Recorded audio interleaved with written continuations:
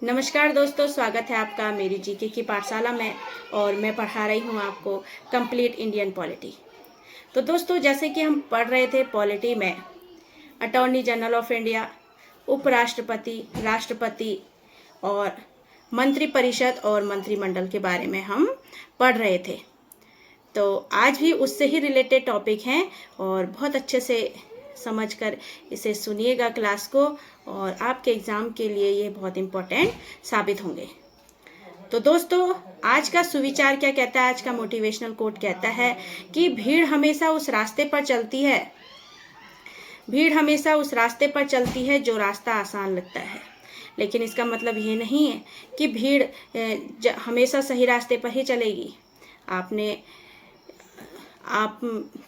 अपना रास्ता खुद चुनिए, क्योंकि आपको आपसे बेहतर और कोई नहीं जान सकता। इसलिए ये नहीं है कि जहाँ भीड़ जा रही है, भेड़ चाल की तरह जैसा वो कर रहे हैं वैसा ही हम भी करें। हमने अपने आप देखनी है कि हमारे अंदर क्या क्वालिटी है, हम क्या कर सकते हैं। इसलिए दोस्तों, भीड़ के पीछे नहीं जाना है, हमने अपना टारगेट खुद चुनना है कि हम क्या कर सकते हैं, क्या नहीं कर सकते हैं। ठीक है दोस्तों। तो दोस्तों, मंत्रिपरिषद के बारे में हम पढ़ रहे थे। मंत्रिपरिषद अनुच्छेद 74 में एक मंत्रिपरिषद होगी और जिसका प्रमुख कौन होगा? प्रधानमंत्री होगा, अनुच्छेद 74 के अनुसार। ठीक है।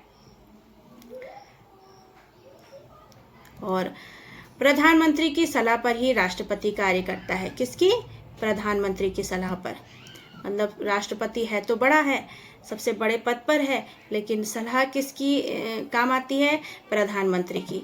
तो प्रधानमंत्री की सलाह पर ही कार्य करते हैं। मैंने आपको बताया था ना कि प्रधानमंत्री ही उन्हें सलाह देते हैं, उन्हें राय देते हैं कि आप ऐसा कार्य कीजिए, इस कार्य को आप पारित कीजिए। तो दोस्तों, अगर राष्ट्रपति को प्रधानमंत्री की दी हुई सलाह जो है वो पसंद नहीं आई, तो राष्ट्रपति उन्हें फिर से पुनर्विचार के लिए भेज सकते हैं। और पुनर्विचार के बाद भी अगर वही सलाह फिर वापस आई राष्ट्रपति के पास, तो राष्ट्रपति को वो सलाह क्या करनी पड़ती है? दोबारा पुनर्विचार के बाद अगर राष्ट्रपति के पास वही सलाह आती है तो फिर सलाह वह माननी पड़ती है राष्ट्रपति को। ठीक है। अब दोस्तों, ये सलाह जो है, इस पर किसी भी तरह का वाद विवाद नहीं होगा, कोई किसी भी तरह का केस नहीं होगा। ऐसा लिखा हुआ है अनुच्छेद किसमें? अनुच्छेद 74 में है। देखिए, ठीक है। जो ये सलाह दी जा रही है, प्रधानमंत्री राष्ट्रपति को जो सलाह दे रहे हैं, इस पर किसी भी तरह का वाद विवाद नहीं होगा, किसी भी तरह का केस नहीं होगा, और ना ही यह न्यायालय में जाएंगे इस केस को लेकर। ठीक है। अब दोस्तों, अनुच्छेद 75 आता है। ठीक है। अब अनुच्छेद 75 में क्या आता है कि अनुच्छेद 75 में मंत्रियों के बारे में अन्य उपबंध। अब इसके अनुच्छेद 75 के भाग 1 में क्या कहा गया है कि प्रधानमंत्री की नियुक्ति कौन करेगा? राष्ट्रपति करेगा। और अन्य मंत्रियों की नियुक्ति राष्ट्रपति प्रधानमंत्री की सलाह पर करेगा। तो मतलब पहले प्रधानमंत्री की नियुक्ति राष्ट्रपति के द्वारा होती है और अन्य मंत्रियों की नियुक्ति भी प्रधानमंत्री की सलाह पर राष्ट्रपति करते हैं। ठीक है दोस्तों। अब अनुच्छेद 75 के भाग 1 कैपिटल ए के बारे में मैंने आपको बताया है कि कैपिटल ए कैसे आया है? संशोधन के द्वारा आया है। तो दोस्तों, 91वें संविधान संशोधन 2003 के द्वारा यह जोड़ा गया, जो अनुच्छेद 75 का भाग 1 कैपिटल ए है। और इसमें क्या कहा गया है? इसमें कहा गया है कि मंत्रिपरिषद में प्रधानमंत्री सहित मंत्रियों की कुल संख्या लोकसभा के सदस्यों की कुल संख्या के 15% से अधिक नहीं होगी। मंत्रिपरिषद में प्रधानमंत्री के साथ प्रधानमंत्री सहित मंत्रियों की जो कुल संख्या है वो लोकसभा के सदस्यों की कुल संख्या के 15% से अधिक नहीं होगी। अब अनुच्छेद 75 के भाग 2 में क्या कहा गया है कि अनुच्छेद 75 के भाग 2 में कहा गया है कि मंत्री राष्ट्रपति के प्रसाद पर्यंत अपने पद को धारण करेंगे। मतलब राष्ट्रपति जब चाहे मंत्री को नियुक्त कर सकता है, जब चाहे हटा सकता है। ठीक है। फिर अनुच्छेद 75 के भाग 3 में मंत्रिपरिषद लोकसभा के प्रति सामूहिक रूप से उत्तरदायी होगा। मंत्रिपरिषद में क्या कहा गया है कि लोकसभा के प्रति सामूहिक रूप से उत्तरदायी होगी कौन? मंत्रिपरिषद होगी। ये अनुच्छेद 75 के भाग 3 में कहा गया है। ठीक है दोस्तों।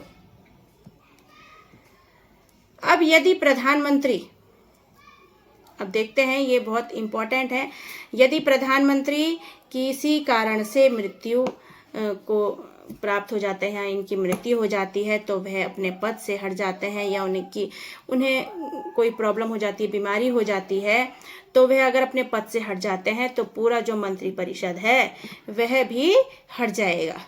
पूरे मंत्रिपरिषद में जितने भी मंत्री हैं वह भी अपने पद से हट जाएंगे। लेकिन मंत्रिपरिषद में यदि कोई और मंत्री अपने पद से हटता है तो इससे कोई असर नहीं पड़ेगा, कोई असर नहीं पड़ेगा।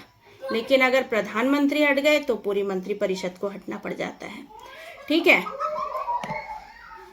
तो इससे कोई मंत्रिपरिषद पर किसी भी तरह का असर नहीं पड़ेगा। ठीक है। अब अनुच्छेद 75 के भाग 4 में क्या कहा गया है? अनुच्छेद 75 के भाग 4 में राष्ट्रपति मंत्रियों को पद और गोपनीयता की शपथ दिलवाते हैं। राष्ट्रपति दिलवाते हैं मंत्रियों को पद और गोपनीयता की शपथ, और इसका तीसरी अनुसूची में वर्णन किया गया है। अनुच्छेद 75 के भाग 4 में क्या कहा गया है? नहीं, 5 में क्या कहा गया है कि कोई मंत्री जो निरंतर 6 माह की किसी अवधि तक संसद के किसी सदन का सदस्य नहीं होगा तो उस अवधि की समाप्ति पर वह मंत्री भी नहीं रहेगा।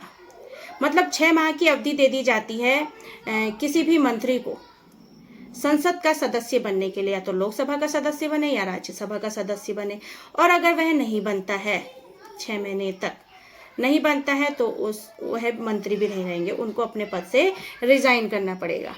ठीक है। अब अनुच्छेद 75 के भाग 6 में क्या है?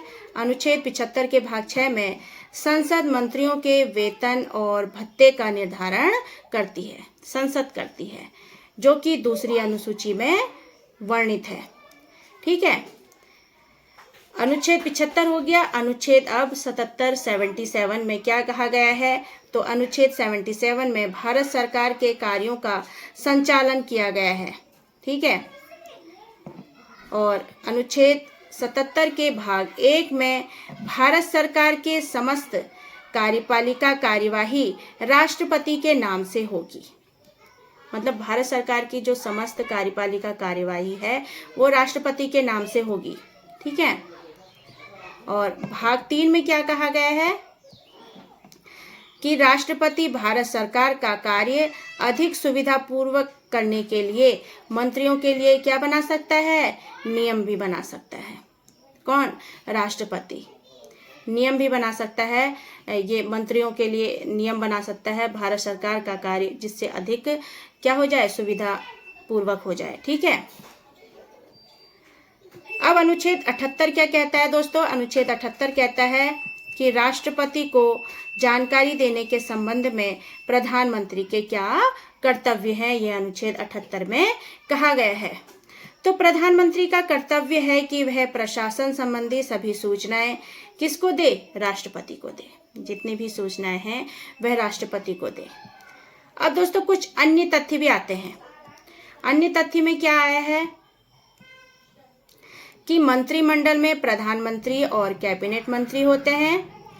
मंत्रिपरिषद में प्रधानमंत्री और समस्त मंत्री आते हैं।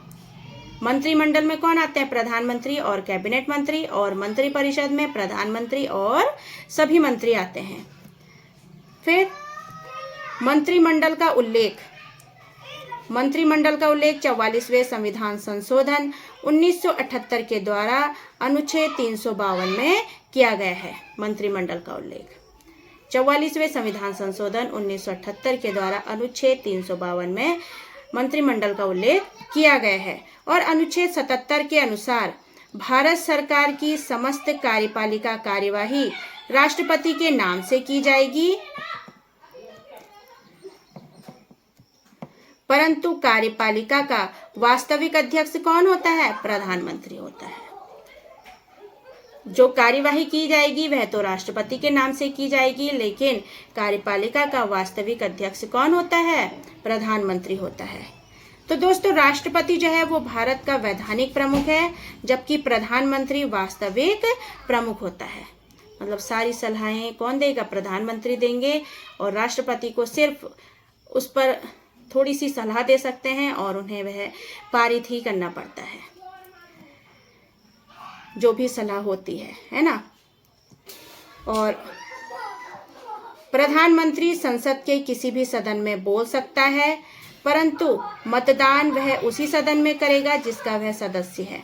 यदि लोकसभा का सदस्य है तो वह लोकसभा में बोलेगा, और राज्यसभा का सदस्य है तो वह राज्यसभा में बोलेगा। किसी कारणवश यदि पूरी मंत्रिपरिषद ने अपना त्याग पत्र दे दिया, तब भी वही मंत्रिपरिषद कार्य करेगी जब तक नई मंत्रिपरिषद नहीं बन जाती। अगर मंत्रिपरिषद अपना त्याग पत्र देती है तो तब जब तक वह कार्य करेगी, तब जब तक नई जो मंत्रिपरिषद है वह नहीं आ जाती। ठीक है दोस्तों। तो दोस्तों, ये थे हमारे सारे टॉपिक, और उम्मीद है आपको समझ में आए होंगे सारे, बहुत अच्छे से इजी लैंग्वेज में समझ में आए होंगे, क्योंकि जो बुक्स की लैंग्वेज होती है वह ऐसी होती है कि पढ़ते जाओ समझ में नहीं आता। इसलिए अगर कोई हमें समझा दे तो हमें बहुत अच्छे से समझ में आ जाता है। तो दोस्तों, मिलते हैं आपसे अपनी अगली क्लास में। तब तक के लिए अपना ध्यान रखें, स्वस्थ रहें, खुश रहें, पढ़ते रहें और एग्ज़ाम को क्वालिफाइड कीजिए। Thank you.